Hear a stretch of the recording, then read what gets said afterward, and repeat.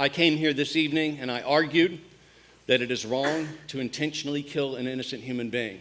I supported that with philosophy, arguing that each and every single one of us is valuable not by virtue of the kinds of things that we do, but simply by virtue of the kinds of things we are. We don't have that basic human nature in degrees. You have it or you don't, and every single person in this room has it, and that's the reason why we're equal. And I also supported a minor premise which said it is wrong that abortion does in fact intentionally kill an innocent human being. I supported that with science.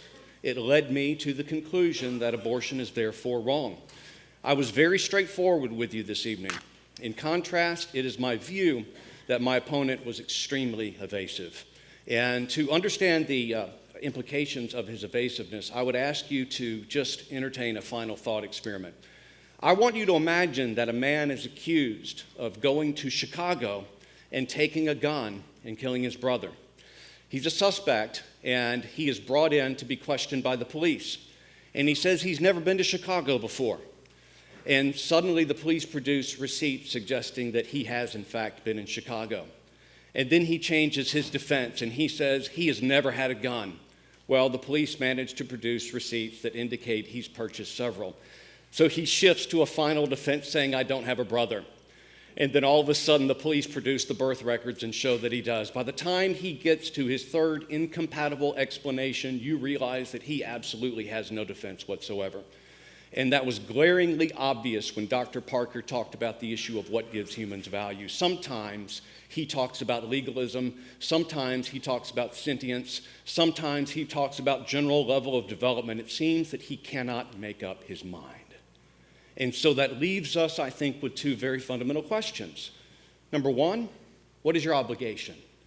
If you came here this evening and you were pro-choice and you realized you were making a mistake philosophically, or perhaps you didn't understand the science, it is your obligation to change your mind. I once was pro-choice on the issue of abortion. I was wrong about the science. I changed my mind, and that was not a sign of intellectual weakness. That was a sign of intellectual maturity. But there is a much larger question at stake in this debate, and it is this.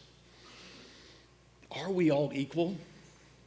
If Dr. Parker is right, and some human beings get to decide whether other human beings qualify for rights of personhood, you can kiss equality goodbye.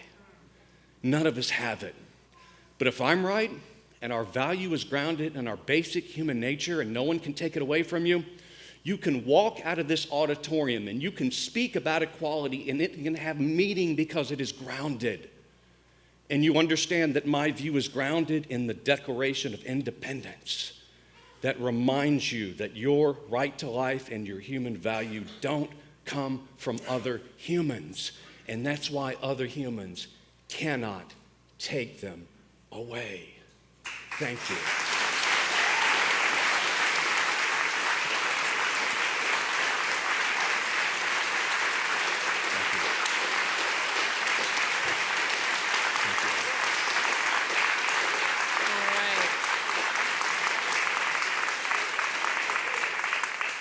Thank you very much.